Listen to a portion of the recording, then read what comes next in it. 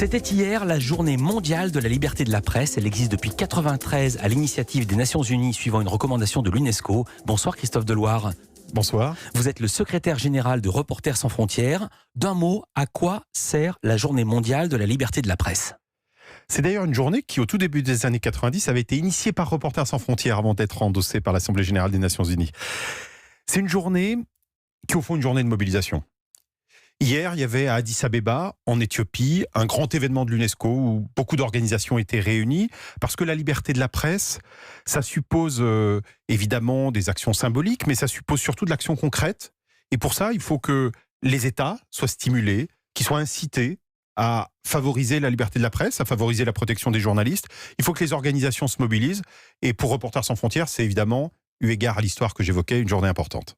Puisque vous en parlez, on va parler de la France après, mais quand même d'un mot, il y a beaucoup d'États pour qui la liberté de la presse n'est pas forcément quelque chose de formidable. Non, on est malheureusement dans une époque où j'adorerais annoncer des bonnes nouvelles. Ouais. J'adorerais dire que les choses vont beaucoup mieux. Malheureusement, c'est pas le cas. Au moment où nous parlons, il y a près de 350 journalistes en détention dans le monde. L'an dernier, près de 80 journalistes ont été assassinés dans l'exercice de leurs fonctions. Le cas le plus notable, c'est évidemment le cas de Jamal Khashoggi, ce journaliste saoudien, éditorialiste au Washington Post, assassiné, même découpé en morceaux, au consulat d'Arabie Saoudite à Istanbul, en Turquie. Et malheureusement, les hommes forts autoritaires, les Duterte aux Philippines, Poutine en Russie, Xi Jinping en Chine, aujourd'hui, se permettent un nombre de choses absolument sidérantes. La semaine dernière, Duterte, le président philippin, en tout cas la présidence philippine, a fait connaître qu'à son sens, des journalistes préparaient un coup d'État. En fait, c'est une manière de préparer des incarcérations de journalistes, malheureusement. Alors, vous avez rencontré hier matin, vendredi, le président de la République française, Emmanuel Macron. Sur quoi a porté votre échange et sur quoi, surtout, a-t-il débouché ? Alors, nous avons évoqué la situation internationale, parce que nous sollicitons le soutien de la République française sur un certain nombre de dossiers par son action diplomatique. On a évoqué des grandes initiatives internationales lancées par RSF sur l'information et la démocratie. Et puis, on a évoqué la situation française. La France est 32e au classement mondial de la liberté de la presse, sur 180 pays. Alors, on pourrait se dire, c'est juste devant le Royaume-Uni, c'est une dizaine de places devant les États-Unis, qui désormais, sur la carte de la liberté de la presse, sont en couleur orange. Non, mais c'est loin derrière les pays d'Europe du Nord, la Norvège qui est première, c'est loin derrière même l'Allemagne qui est 13e. Je vais donner les 5 premiers. Norvège, 2e Finlande, 3 Suède, 4 Pays-Bas, 5 Danemark. Et la France, vous l'avez dit, qui est 32e, se situe derrière la Lituanie ou l'Afrique du Sud. Vous avez également parlé des violences policières à l'encontre des journalistes avec le président Macron. Parce que malheureusement, pendant les manifestations des Gilets jaunes, les journalistes ont été pris en étau entre, d'un côté, des violences très inquiétantes de la part des manifestants, allant jusqu'à des formes d'entreprise de lynchage contre une équipe de LCI, et puis des violences policières, dont certaines sciemment perpétrées, c'est-à-dire volontairement Contre les journalistes. Contre des journalistes. Par exemple, lesquels ?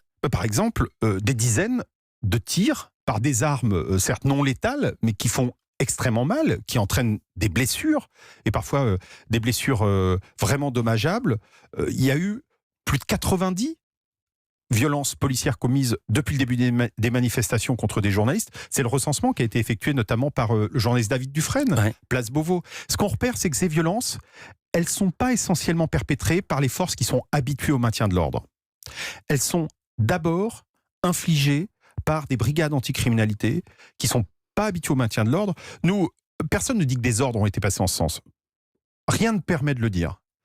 En revanche, ce qui est évident, c'est qu'il faut des ordres, il faut des actions très concrètes pour que ça cesse de manière préventive, pour le cas échéant les prochaines manifestations, et puis aussi que ceux qui les ont commises soient le cas échéant sanctionnés. Justement, que vous a répondu à ce sujet le président Macron ? Le président Macron nous a dit qu'il ne se contenterait pas de faire passer un message à Christophe Castaner, le ministre de l'Intérieur, qu'il ferait en sorte que des mesures soient prises. Donc, il s'est engagé à prendre des mesures concrètes. Maintenant, il faudra voir quelles mesures sont effectivement prises. Alors, on l'a dit, la France, qui est un grand pays civilisé, le 5e de l'OCDE, se situe seulement à la 32e position du classement de la liberté de la presse. Pourquoi si loin dans le classement, alors qu'on a plutôt la sensation de vivre dans une démocratie plutôt libre ?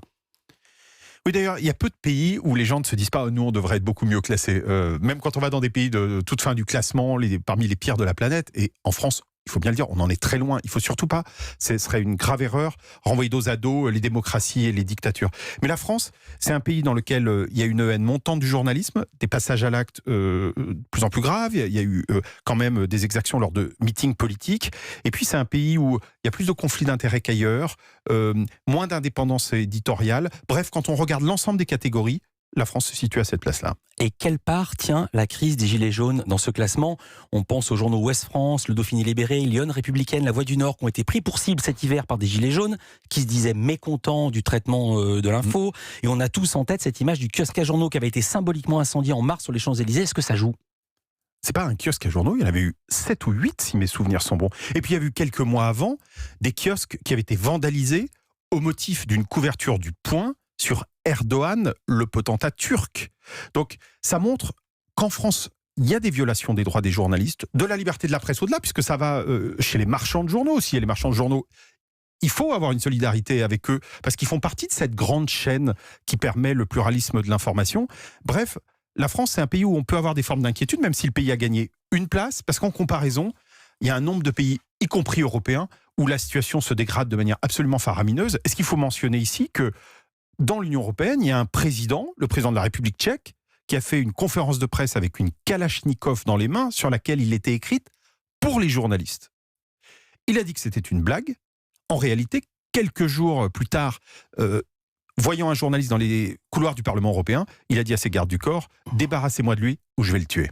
Si je peux me permettre, une blague, c'est quand c'est drôle. Alors l'an passé, en avril, vous aviez lancé une initiative unique, le Journalism Trust Initiative, pardon pour l'accent, c'était pour lutter contre les fake news. Mais là, quand même, il y a également la communication de l'exécutif qui doit vous interroger. Christophe Deloire, fin mars, Le Monde avait révélé que l'un des proches conseillers du président Macron, Ismaël Emelien, avait alimenté des comptes Twitter anonymes pour tenter de disculper Alexandre Benalla et justifier son agression du couple de la Contrescarpe le 1er mai dernier en 2018. Qu'est-ce que cela vous inspire ?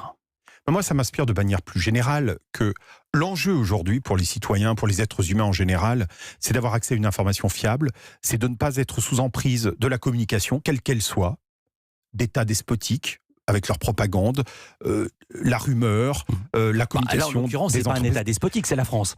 Non, mais de manière, si on veut se poser la question, sous l'angle, quelle solution ? Qu'est-ce qu'on doit faire ?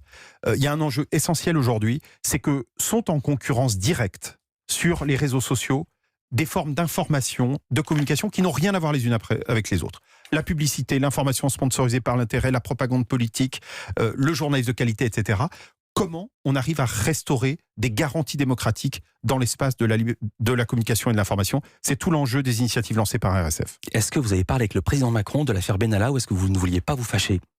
Non, on n'en a pas parlé parce que c'était pas le sujet. Et puis, il y avait un sujet plus important, c'est que Reporters sans frontières a lancé une grande initiative qui vise à imposer des principes démocratiques sur la liberté d'opinion, l'expression aux plateformes numériques, et que le président a annoncé qu'il en serait question au prochain sommet du G7 à Biarritz en août. Ça, c'était important. Merci beaucoup Christophe Deloire. Je rappelle que vous êtes secrétaire général de Reporters sans frontières. Merci d'avoir été avec nous dans ces studios à Europe.